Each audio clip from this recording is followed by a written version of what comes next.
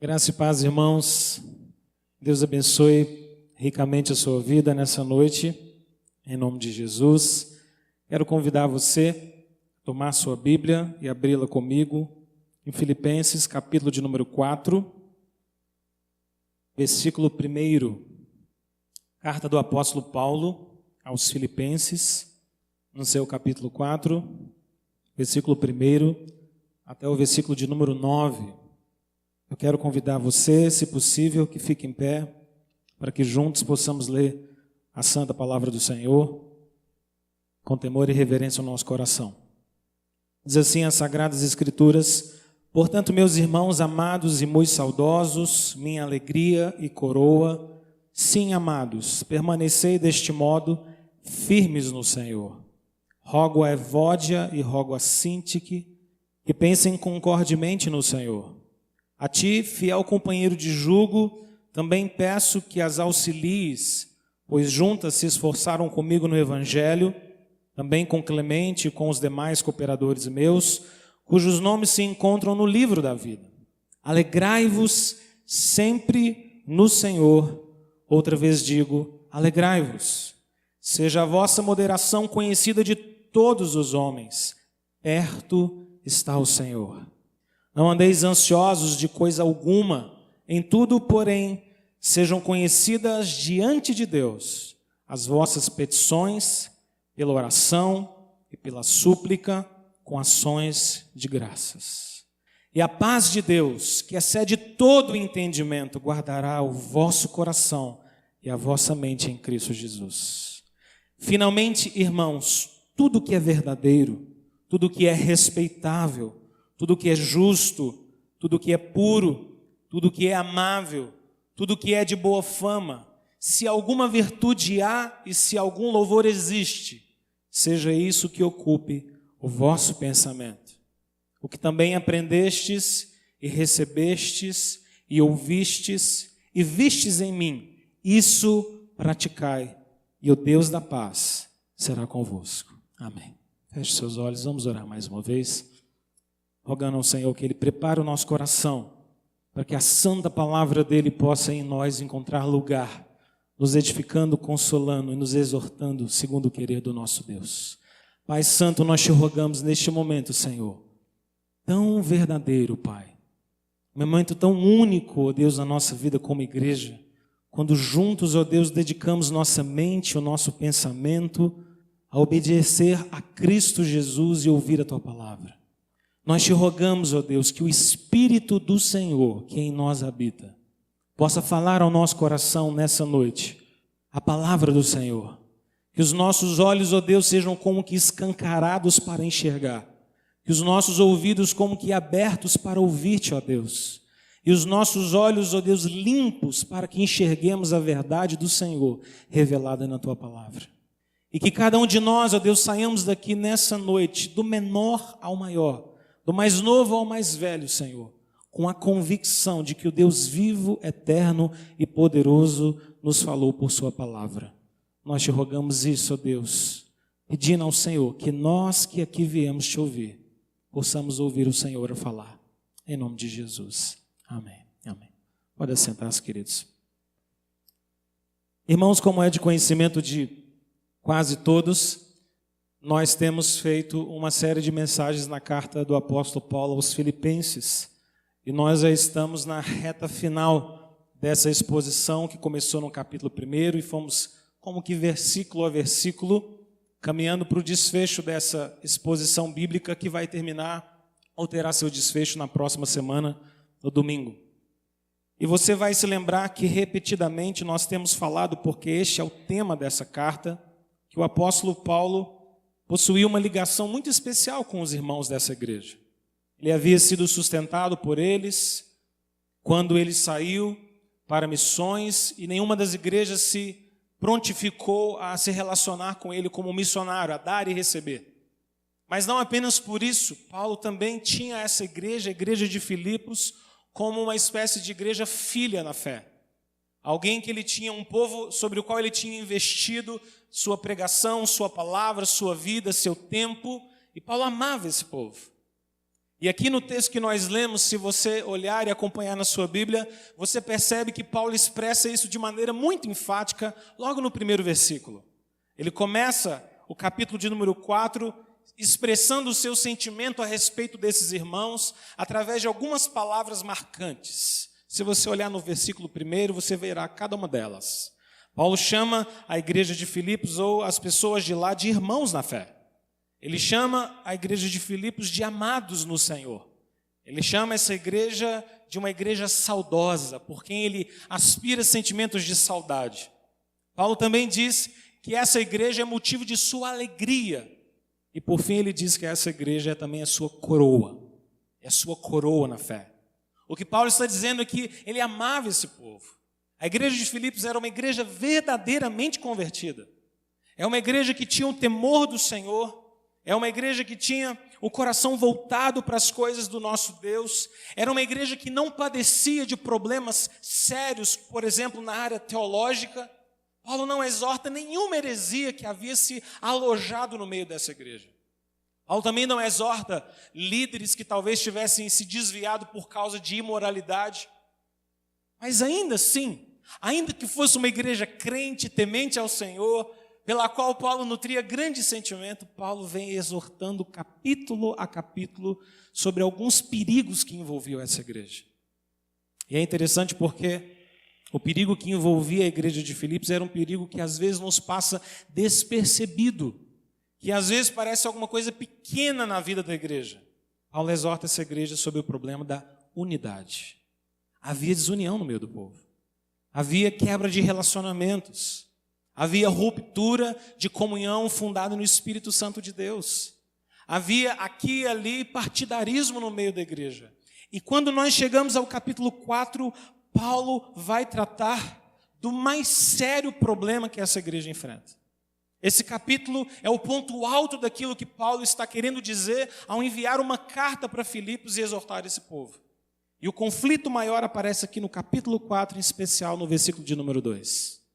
No meio dessa igreja haviam duas mulheres que muito possivelmente ocupavam um cargo de proeminência, talvez algum tipo de influência que tomasse ou que chegasse a se expandir no meio dessa igreja. Os nomes delas estão aí no versículo de número 2. Uma delas se chamava Evódia, a outra Sintique. Eu me sinto obrigado a fazer aquele comentário pastoral de que se você tiver dúvidas sobre o nome para dar ao seu filho, está aí duas sugestões lindas, né? Vamos continuar. Duas mulheres. O fato é que Paulo está lidando com uma situação complexa no meio dessa igreja. Havia duas irmãs proeminentes. E a proeminência delas ou a influência delas estava causando no meio dessa igreja algum tipo de divisão ou de partidarismo. É interessante e vale ressaltar que nós não sabemos muita coisa a respeito dessas irmãs, tampouco sabemos muita coisa a respeito do conflito que as envolveu. Mas o que é que nós podemos saber à luz deste texto? Deixa eu te ajudar a entender um pouco do conflito que estava acontecendo. Embora não saibamos muito, é bem provável que o problema que existisse entre Evódia e Sintique não se tratava de um problema doutrinário. É bem possível que não se tratava de um problema doutrinário. Porque Paulo não faz nenhuma exortação específica sobre isso. Porque Paulo não se detém a mencionar algum ponto doutrinário, alguma heresia, alguma divisão na área do conhecimento bíblico ou teológico dessa igreja. Paulo não se incomoda com isso. É bem possível também que o conflito entre elas e ocasionado por causa dessas duas mulheres fosse forte o bastante para causar divisão no meio da igreja. Nós não sabemos o que era. Mas que era forte, não há muitas dúvidas disso. Alguma coisa envolveu essas duas irmãs de maneira conflituosa, com tal abrangência e tamanha força, que a igreja passou a se dividir em partidos, por causa da divisão delas, por causa da briga delas. Também é possível dizer que o problema era de alguma forma notório, porque Paulo se preocupa tanto que ele faz questão de mencionar nessa carta os nomes dessas mulheres. Paulo quer que esse assunto venha a conhecimento público da igreja. Paulo entende que o conflito entre essas duas irmãs já não era alguma coisa para ser tratado a quatro paredes, não era alguma coisa para ser tratado apenas num conselho, não era algo para ser tratado apenas de maneira suasória, conversando ao pé do ouvido. O que havia entre elas e a divisão que havia entre elas era de tal maneira grandiosa que Paulo se vê na necessidade de exortar publicamente essas duas irmãs. Imaginem que essa carta seria lida na frente de toda a igreja. Paulo considera que é algo sério a ser tratado. É possível também que Paulo considerasse isso algo muito urgente, ao ponto de esperar que não apenas as próprias irmãs resolvessem o seu conflito, mas que toda a igreja se prontificasse a dirimir, a diminuir, a retirar do meio da comunhão do povo do Senhor esse espírito de divisão ou de partidarismo. Nós não sabemos muita coisa, mas nós sabemos que não era pequeno o conflito que havia entre elas e o partidarismo ocasionado por causa dessas irmãs. É interessante porque Paulo aqui assume uma espécie de caminho de resolução muito interessante. Observe comigo no versículo 2. O primeiro passo que Paulo faz é rogar às próprias irmãs para que elas pudessem resolver o conflito. Porque perceba, o texto não diz que Evódia e Síntique eram mulheres infiéis, eram ímpias, eram não crentes. Não, eram mulheres convertidas, mulheres de Deus, líderes junto com o apóstolo Paulo. No versículo de número 3, Paulo chega a dizer que elas foram parte do auxílio que ele recebeu na pregação do evangelho.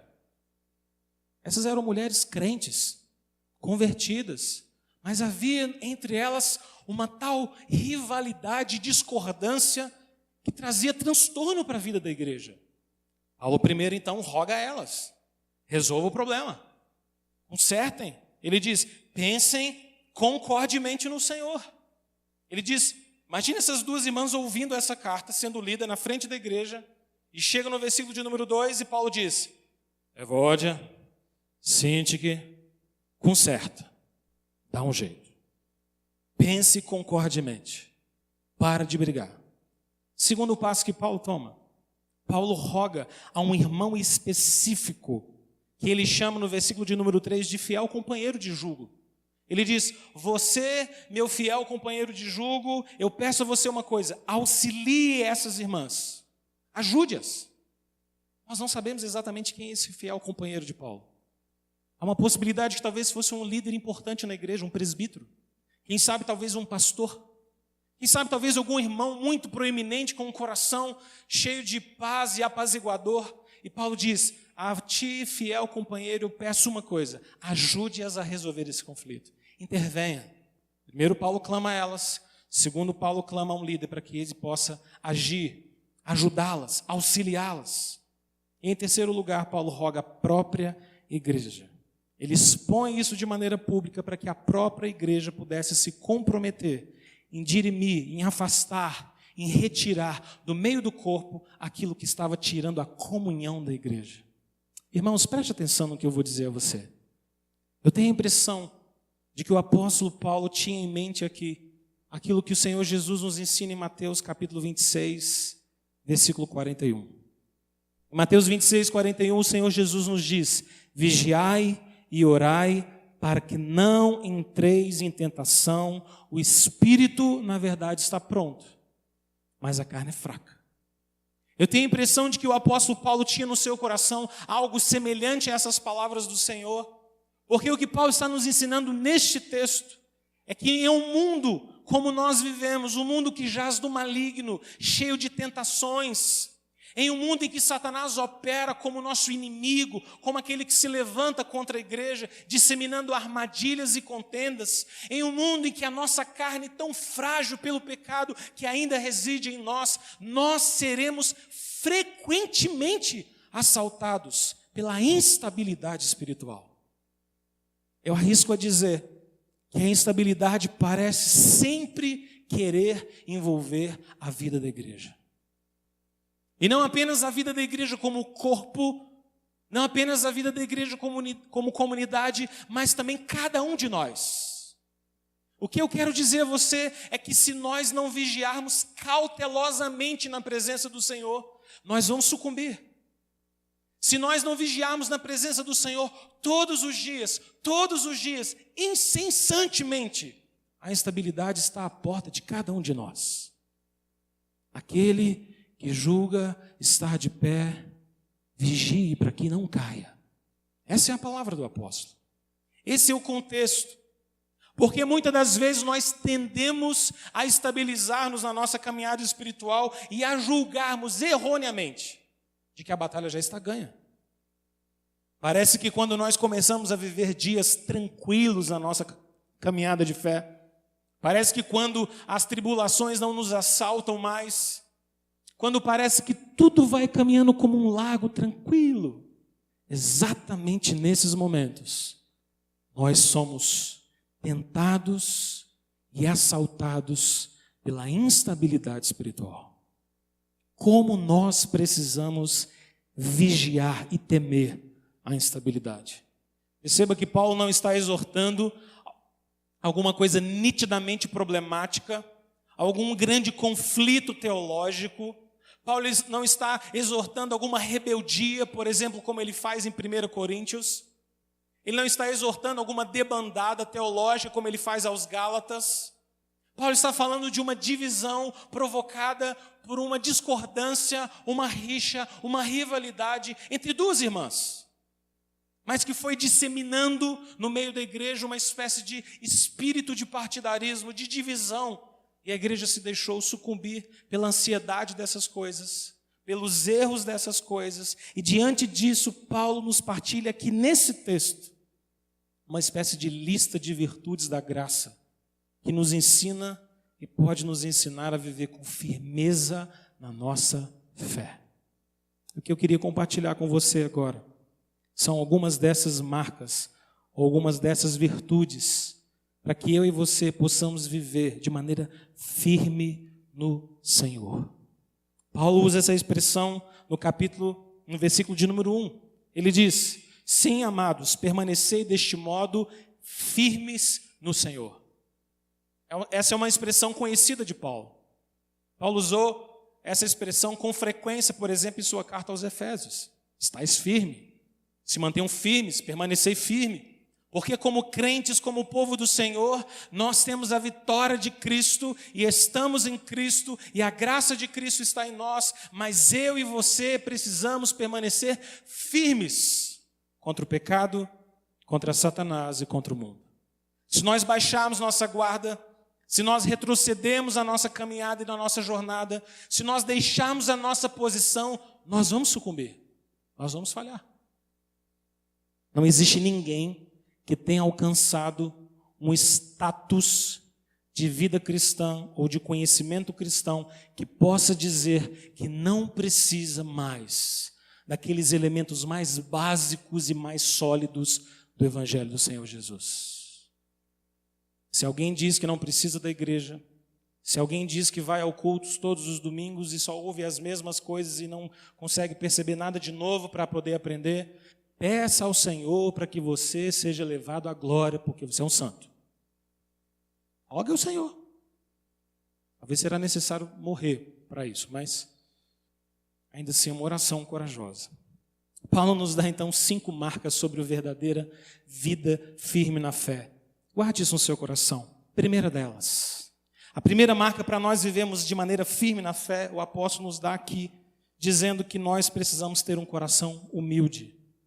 Se você olhar para os versículos de número 2, para o versículo de número 3, você só consegue compreender como é que esses versículos foram recebidos por essa igreja, se você compreender que precisava haver humildade no coração desses irmãos. Imagine você, no meio da igreja, a carta sendo lida, acabou de chegar. Então o líder da igreja abre aquele pergaminho, começa a ler as palavras do apóstolo Paulo, e de repente seu nome é citado. E antes do seu nome tem uma palavrinha dizendo: eu rogo que você, fulano de tal, e você fala: sou eu, Jesus. Citou meu nome.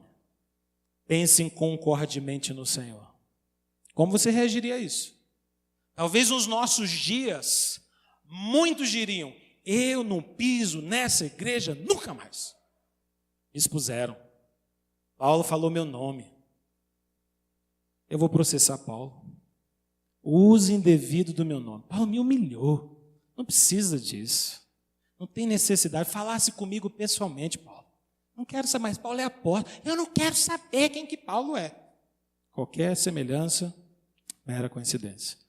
Irmãos, só um coração humilde, como o do Senhor Jesus, pode buscar harmonia, perdão e deixar o partidarismo.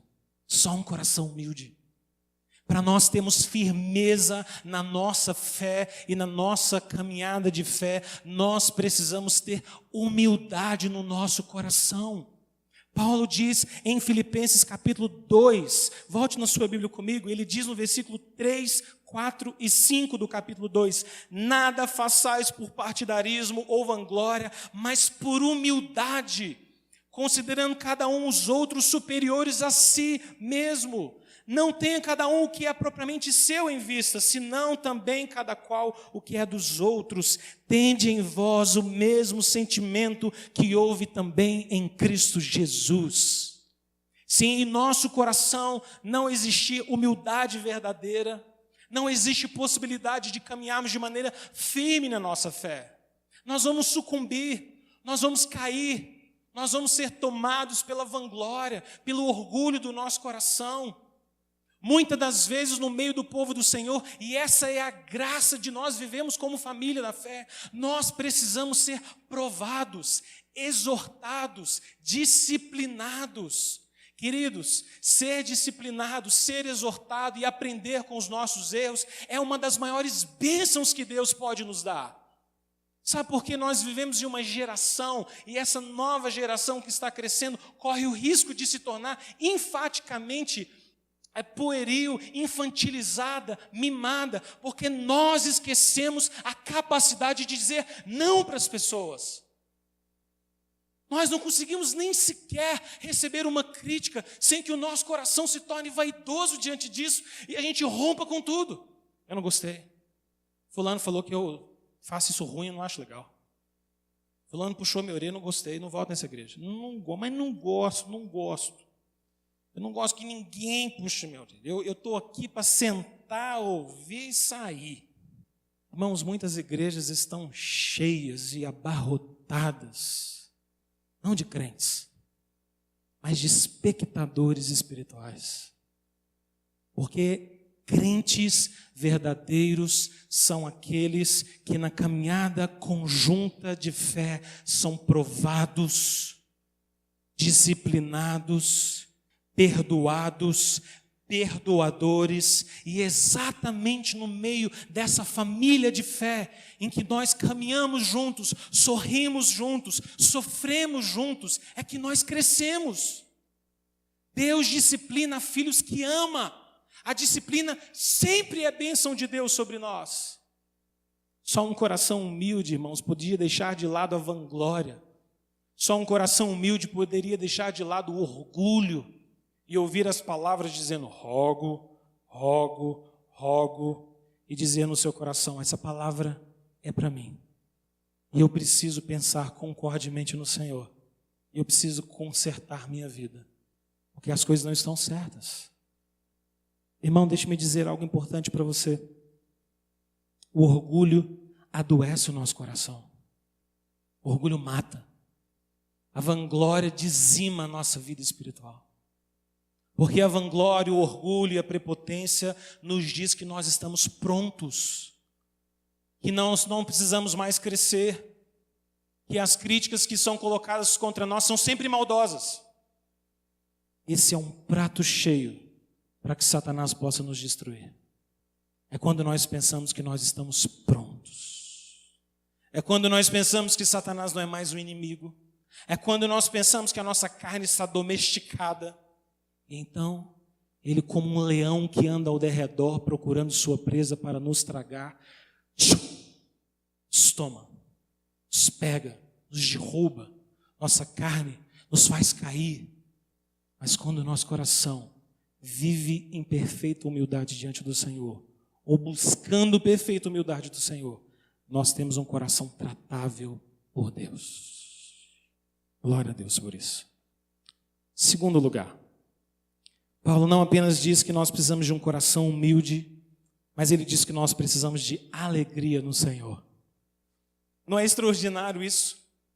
Eu acho extraordinário como a palavra de Deus consegue ir de um ponto de nos levar lá embaixo, profundamente, pensando sobre a necessidade de humildade. E na sequência o apóstolo Paulo dizer: regozijai-vos sempre no Senhor. Paulo tem visto o fato de que nós precisamos ter um coração humilde, mas que nós precisamos ter um coração jubilante na presença do Senhor, cheio de alegria.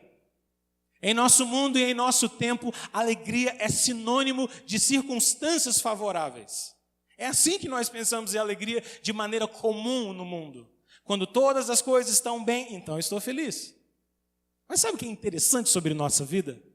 O interessante na nossa vida é que você não começa nenhuma semana você começa sem você ter algum tipo de tribulação.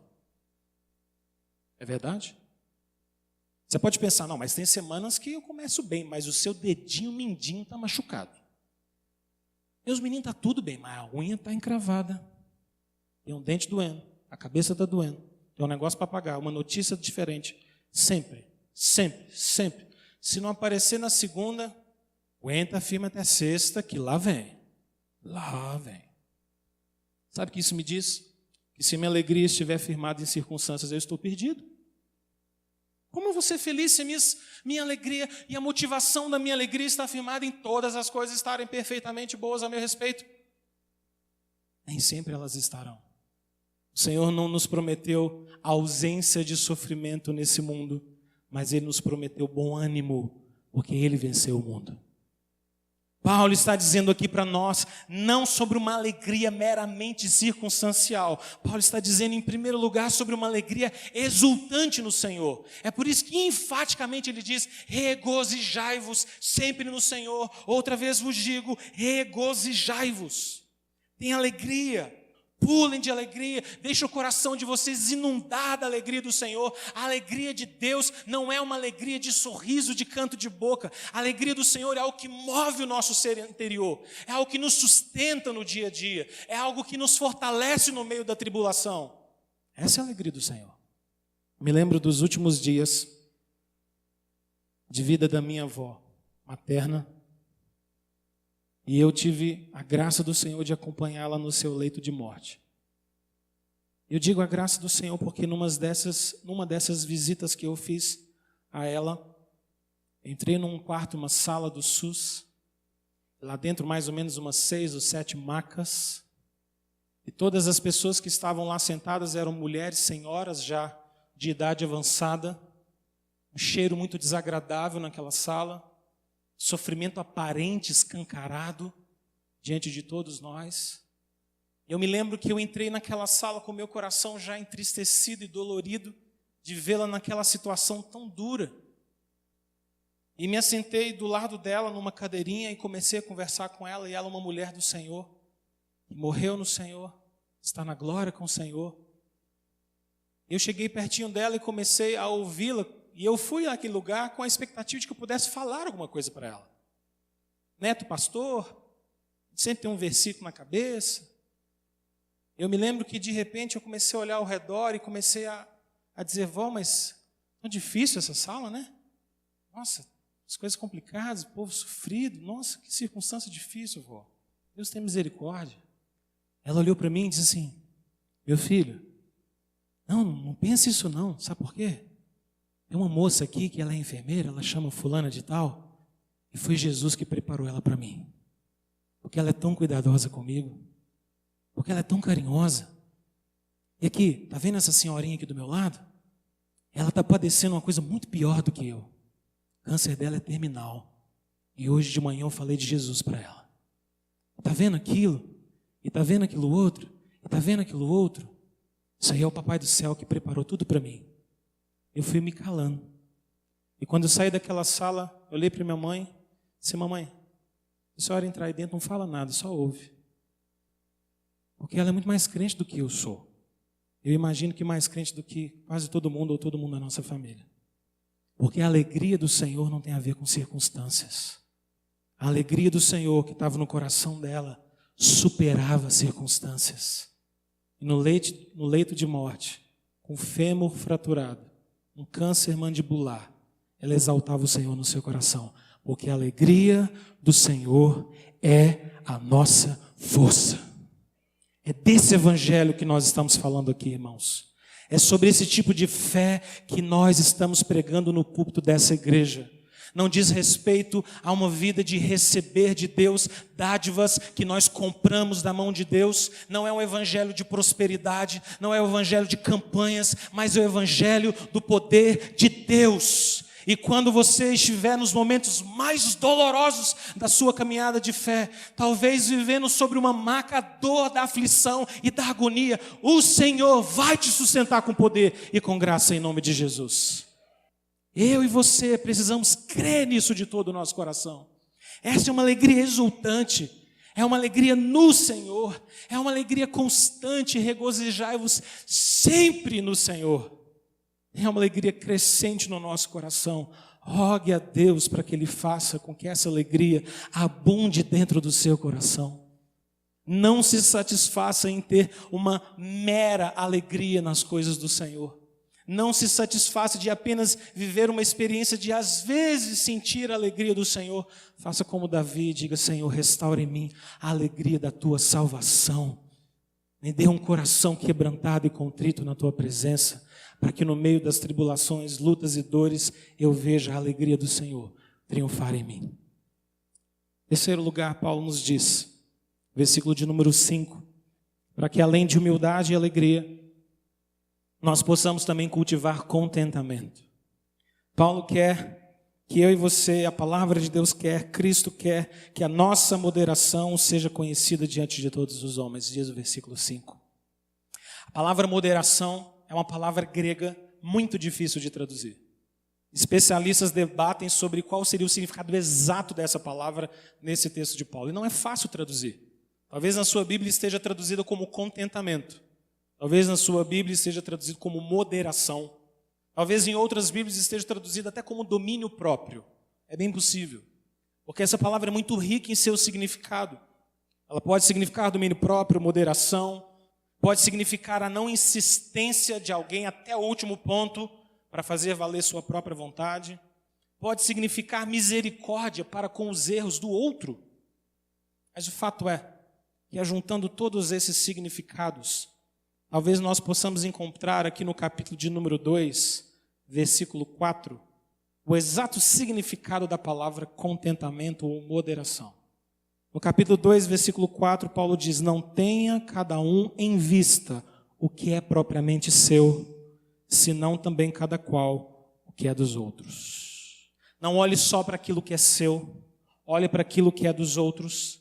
Não se detenha demais naquilo que é seu. Não entre de maneira tão aguerrida em brigas para defender suas próprias ideias. Não seja tão insistente nessas coisas. Tenha um coração diferente disso. Preste atenção, eu não estou chamando isso de indiferença. Não é que você agora será uma pessoa indiferente. Alguém pisa em você, você fala: tranquilo, tranquilo. Alguém te dá um supapo, você fala: tá na benção. Glória a Deus. Parece tudo derrubar ao seu lado, você fala assim: glória no Senhor, aleluia. Não é esse tipo de coisa. Não é indiferença. Eu gosto do que Martin Lloyd-Jones diz que nós precisamos cultivar a respeito disso. O grande pregador Lloyd-Jones dizia que nós precisamos ter amortecedores para os atritos da vida. Nós temos que ter uma espécie de amortecedor sempre que nós formos lidar com o outro, porque antes que nós chegamos perto dessa pessoa, o amortecedor já alivia os atritos.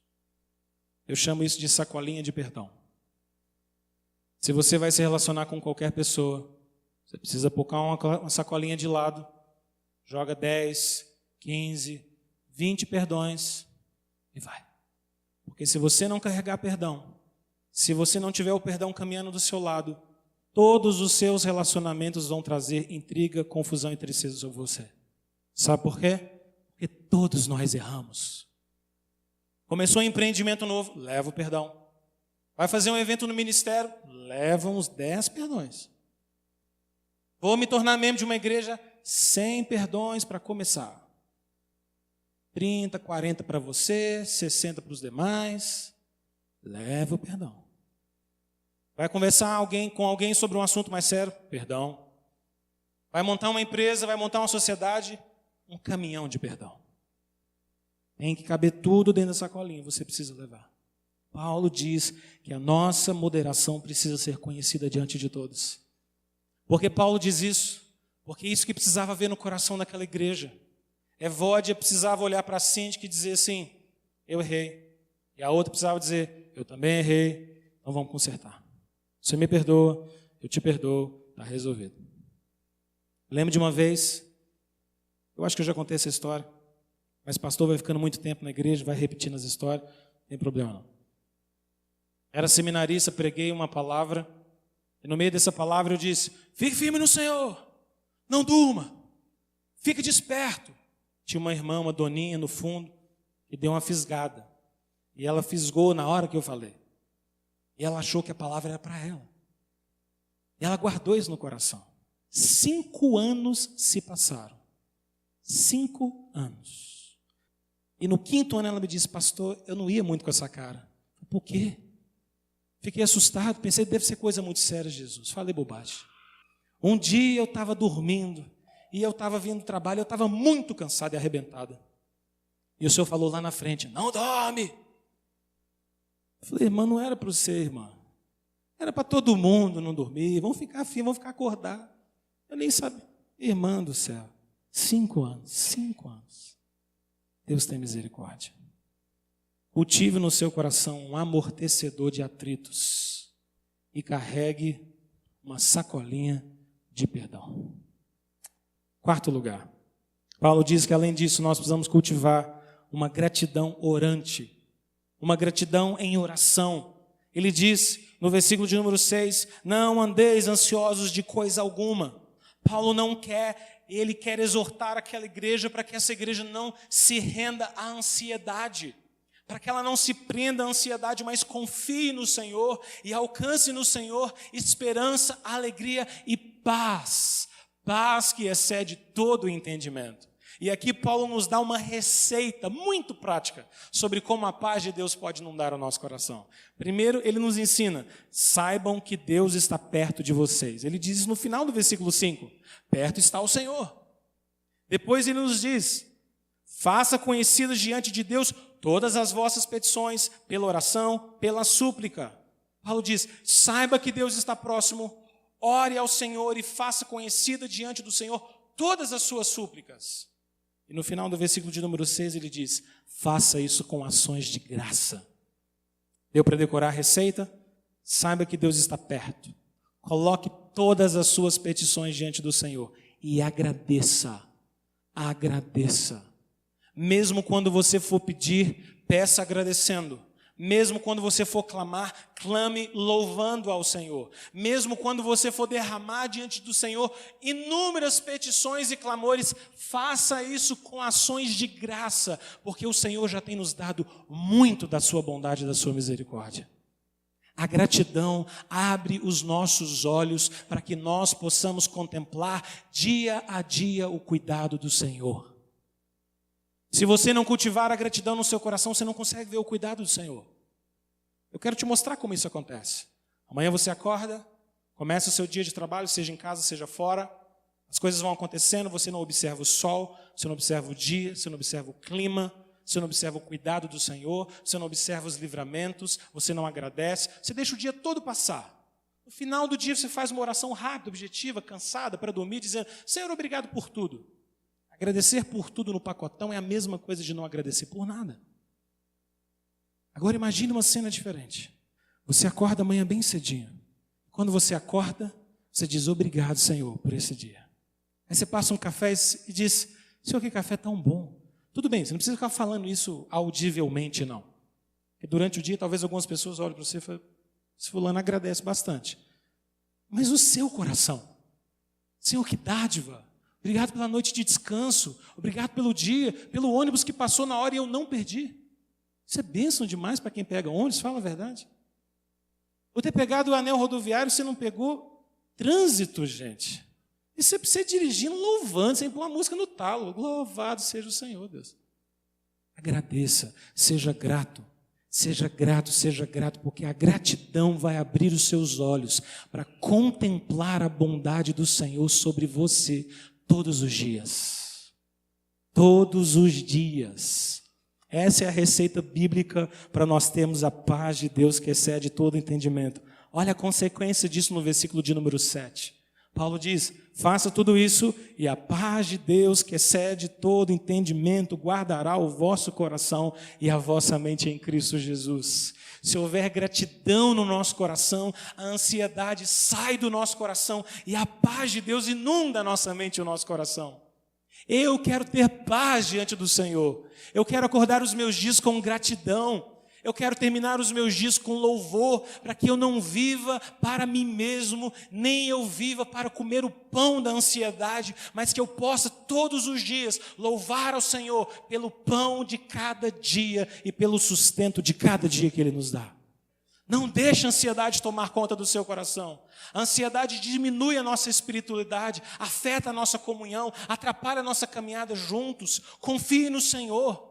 Confie no Senhor no meio da sua família tem lutas e problemas? Tem, mas o Senhor é contigo. Sua igreja tem lutas e problemas? Tem sim, mas Deus é conosco.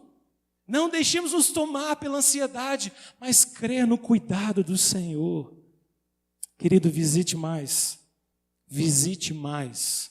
o seu cantinho de oração e faça conhecido diante do Senhor todas as suas súplicas e petições com ações de graça. Quinto e último lugar para nós terminarmos. Paulo diz que nós precisamos, para sermos firmes na fé, cultivarmos um pensamento santo. Se nós temos Cristo, nós temos uma mente transformada, que não é moldada por esse século, mas é moldada por Jesus. Nós imitamos ao Senhor e por conta disso nós cultivamos unidade quando nós enchemos a nossa mente e o nosso pensamento daquilo que agrada a Deus. Paulo diz no versículo de número 8, tudo que é verdadeiro, tudo que é respeitável, tudo que é justo, tudo que é puro, tudo que é amável, tudo que é de boa fama, isso ocupe o seu pensamento. Isso ocupe o seu pensamento. Como é que você tem edificado o seu coração e a sua mente diariamente? Muitas das vezes nós vamos nos entulhando e jogando tralhas e mais tralhas e mais tralhas e mais tralhas sobre a nossa mente e o nosso coração, e nós não conseguimos simplesmente enxergar o agir de Deus na nossa vida. Eu me preocupo muito com o que crentes fazem, por exemplo, no domingo. Irmãos, às vezes o domingo é sinônimo de tantas coisas que enchem a nossa mente. Algumas pessoas chegam em casa, ligam a TV, e como um intruso permanente, aquela TV fica chiando a tarde inteira. As programações não são nada santas. Os programas não são nada edificantes. E a mente vai sendo alimentada. Quando nós chegamos nesse culto para cultuar ao Senhor, onde está o nosso coração? Onde está a nossa mente? Para que nós possamos cultuar ao Senhor com verdadeira devoção, você precisa preparar o seu coração e a sua mente para as coisas de Deus. Eu quero te dar uma orientação. Pense sinceramente em tudo aquilo que você fará depois que você sair daqui essa noite. O que vai ocupar sua mente antes de dormir? Imagine se o nosso último pensamento ao terminar um dia fosse Cristo. O quanto isso nos faria tão bem. Paulo diz que aquilo que é verdadeiro, respeitável, justo, puro, amável, de boa fama, precisa ocupar a nossa mente e o nosso coração. E só existe uma pessoa que carrega todas essas características: Cristo Jesus. Cristo precisa ocupar a nossa mente e o nosso coração. Encha o seu coração de Cristo. Sature-se de Cristo. Leia as Escrituras em busca de Cristo. Não leia sua Bíblia de maneira racionalista, seca, sem vida. Leia a palavra do Senhor de maneira espiritual. É um Deus vivo que fala com você. Olhe para Cristo, imite Cristo, anseie por Cristo, irmãos. Queridos, que nos tire tudo, mas não nos tire Cristo. É o que nós mais precisamos nesse mundo. Não existe nada neste mundo que eu e você precisamos mais do que Cristo ser nosso. Enche o seu coração de Cristo. Não deixe sua mente ser assaltada por aquilo que não edifica absolutamente nada em você. Pais, vigiem os seus filhos de noite, aquilo que eles assistem, aquilo que eles ouvem, aquilo que eles veem. Vigie a sua própria vida. Vigie aquilo que entra na sua casa, quando você mesmo dá o pau, aí você mesmo liga, você mesmo coloca no canal. Eu não estou dizendo para você sair, caça as bruxas, tentando descobrir demônio atrás da televisão, atrás disso, atrás daquilo outro, pega, revira daqui, demônio do tapete. Mas que você tenha discernimento no Senhor.